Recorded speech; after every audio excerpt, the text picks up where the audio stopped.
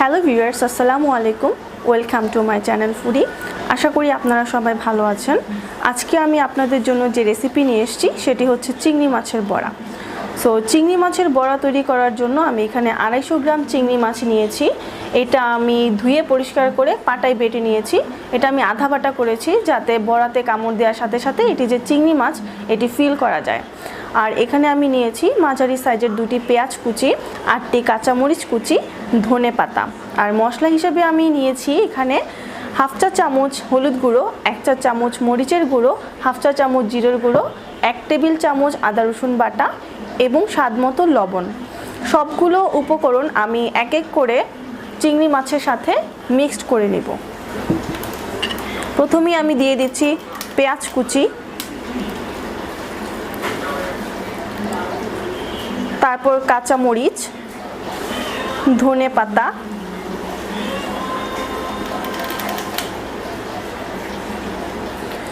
এখানে আমি নিয়েছি লবণ, হলুদের গুঁড়ো, মরিচের গুঁড়ো, জিরের গুঁড়ো এবং আদা রসুন বাটা। এখন আমি এগুলোকে একটি বাটিতে নিয়ে হাতে মেখে ভালো করে মিক্স করে নেব।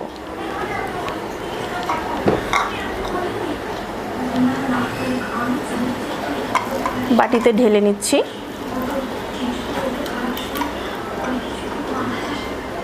এখন আমি এগুলোকে ভালোভাবে মিক্সড করে নেব।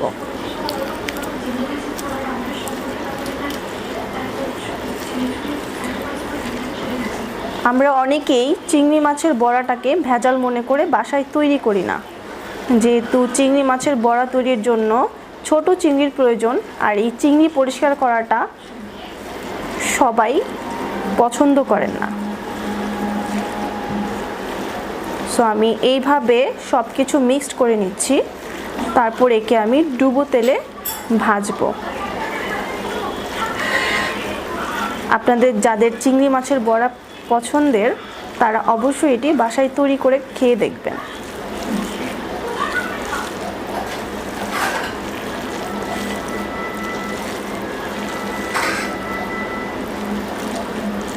ভিউয়ার্স, আমি সব কিছু একসাথে দিয়ে মিক্সড করে নিলাম। এরপর আমি ছোট ছোট বল বানিয়ে ডুবো তেলে দিয়ে দেব। দেখুন আপনারা মিশ্রণটি এরকম হবে।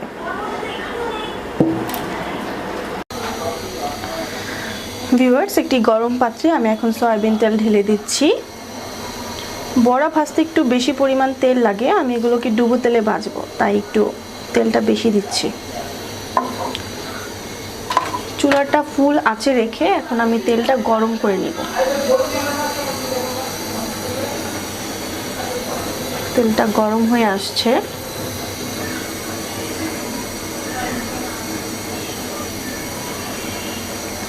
তেলটা যখন পুরোপুরি গরম হয়ে আসবে তখন আমি চুলোর হিটটা কমিয়ে দিব, বড়াগুলো দিয়ে দিব।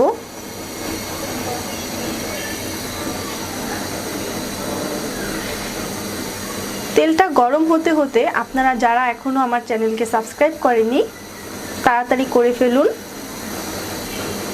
যাতে আপনারা আমার নেক্সট রেসিপিগুলো দেখতে পারেন। আমি চেষ্টা করব নিয়মিত আপনাদের জন্য রেসিপি নিয়ে আসতে।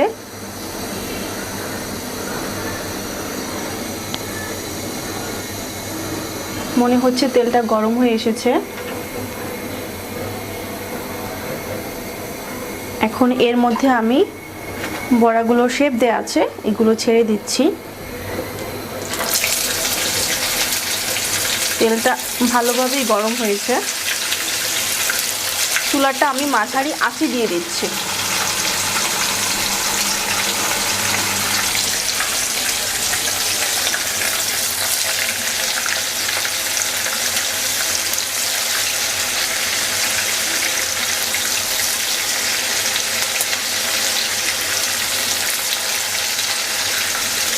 বেশ কিছু বড়া আমি একবারে দিয়ে দিলাম।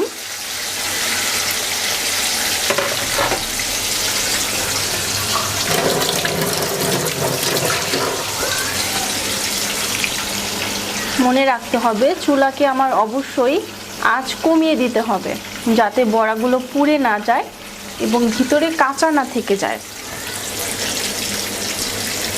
আমি হালকা করে একটু নেড়ে দিচ্ছি, দেখে নিচ্ছি যাতে একটার সাথে আরেকটা লেগে না যায়।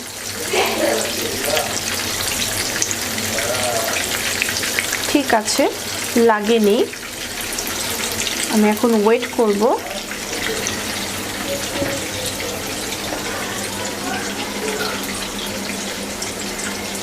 যখন আবার মনে হবে এক পাশ ভাজা হয়ে গেছে, আমি এগুলোকে একটু উল্টে দেব।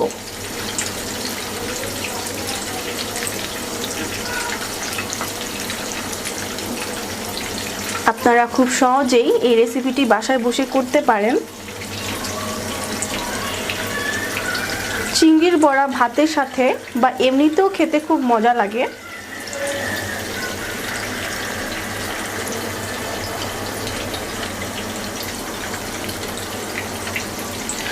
বিশেষ করে রোজার দিনে আমি ইফতারের সময় চিংড়ির বড়াটা খেতে খুবই পছন্দ করি।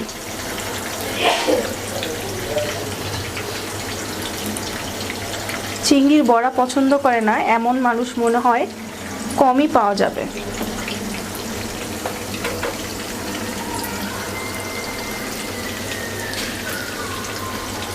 আমার এক পাশ ভাজা হয়ে গেছে, আমি এগুলো একটু উল্টে দিব। বড়াগুলোকে উল্টে দিচ্ছি। উল্টে দেওয়ার সময় খেয়াল রাখবেন যাতে ভেঙে না যায়।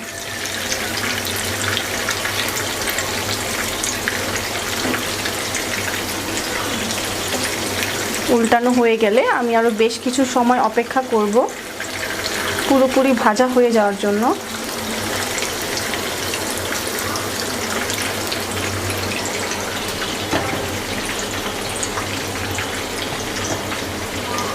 কেউ কেউ চিংড়ির বড়াকে মচমচে করার জন্য মসুরির ডাল বাটা অথবা চালের গুঁড়া ব্যবহার করেন, যদিও আমার কাছে এটা ভালো লাগে না। আমার শুধু চিংড়ি দিয়ে খেতে আমি খুব পছন্দ করি।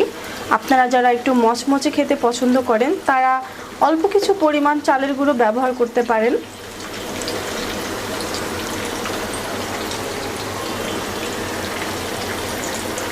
আমার বড়াটা প্রায় হয়ে এসেছে।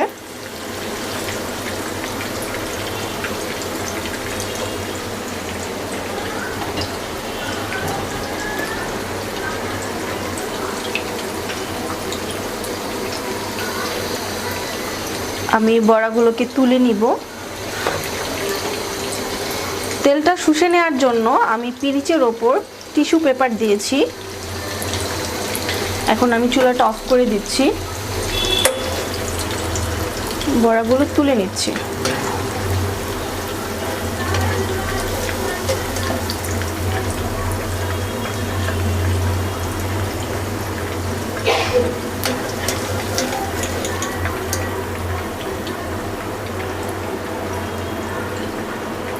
বড়াগুলো দেখতে বেশ সুন্দর দেখাচ্ছে, আশা করি খেতেও খুব মজা হবে।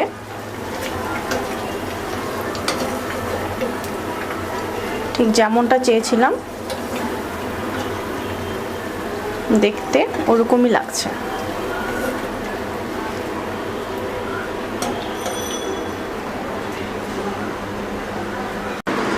ভিউয়ার্স, হয়ে গেল আমার চিংড়ির বড়া।